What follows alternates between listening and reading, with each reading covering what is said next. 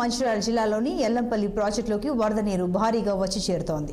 ఈ క్రమంలో ప్రాజెక్టు నిండుకుండలా మారింది. దీంతో గోదావరి నది దిగువ ప్రాంతాలకు 6 లక్షల క్యూసెక్ల పైచిలుకు నీటిని అధికారులు విడుదల చేస్తున్నారు.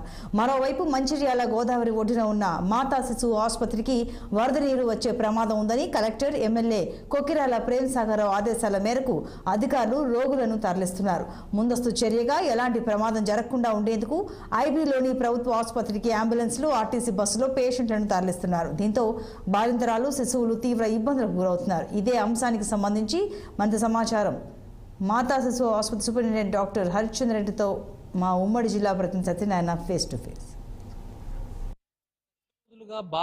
భారీ నుంచి అతి భారీ వర్షాలు కురుస్తున్న నేపథ్యంలో మంచిర్యాల జిల్లాల శ్రీపాద ఎల్లంపల్లి ప్రాజెక్టులోకి భారీగా వరద నీరు చేరుతుంది. భారీగా వరద నీరు చేరడంతో ఈ నేపథ్యంలో ఇటు 62 గేట్లకు గాను 30 గేట్లకు పైగా పైకెత్తారు. దీంతో వరద నీరు మంచిర్యాల జిల్లాకు పోటెత్తుతుంది. దీంతో ముప్పు ప్రాంతాలైన Ramnagar, LIC colony, NTR colony, NTR Nagar ఇవన్నీ జల దిగ్బంధంలో చిక్కుకునే ప్రమాదం ఉంది. దీంతో పాటు ఏదైతే మాతా శిశువు ఆసుపత్రి ఉందో గతంలో అయితే ఏదైతే మాతా శిశువు ఆసుపత్రికి వరద నీరు భారీగా చేరిందో దానిలో ముందస్తు భాగంగా ఈరోజు మంచిర్యాల జిల్లాలోని మాతా శిశువు ఆసుపత్రిలో ఉన్న పేషెంట్లతో పాటు ఎక్విప్మెంట్ ఏదైతుందో పూర్తిగా ఐబీకి, ఇతర ప్రాంతాలకు, ఇతర హాస్పిటళ్లకు తరలించే ప్రయత్నం చేస్తున్నారు. మనతో పాటు ఈ హాస్పిటల్ సూపరింటెండెంట్ గారు ఉన్నారు మనతో పాటు. సార్ చెప్పండి సార్, ఎక్కడికి తరలిస్తున్నారు పేషెంట్లను?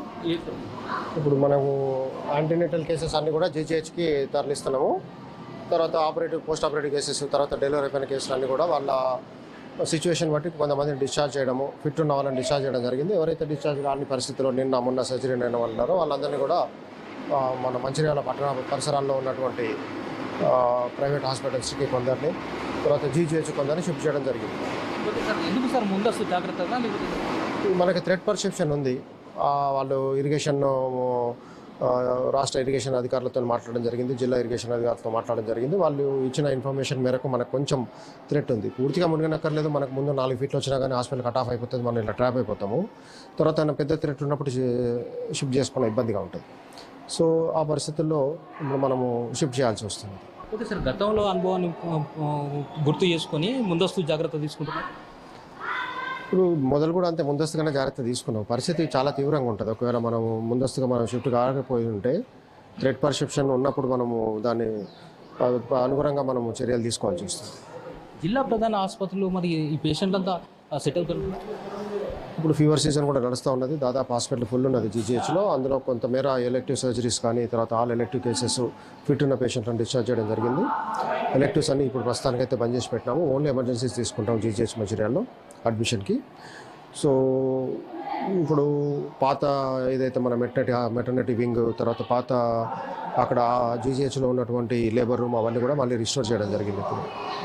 ఓకే, ఇది మొత్తం మీద తాజా పరిస్థితి. మొత్తం మీద వరదలు ఏదైతే ముందస్తు జాగ్రత్తగా వరదలు ఉప్పొంగి ప్రవహిస్తున్నాయి. దీంతో ఎల్లంపల్లి ప్రాజెక్టు గేట్లు ఇంకా ఎత్తే అవకాశం ఉందన్న నేపథ్యంలో ముందస్తు చర్యలో భాగంగా మాతా శిశువు ఆసుపత్రిలో ఉన్న పేషెంట్లను మంచిర్యాల జిల్లాలోని ప్రధాన ఆసుపత్రికి తరలిస్తున్నారు.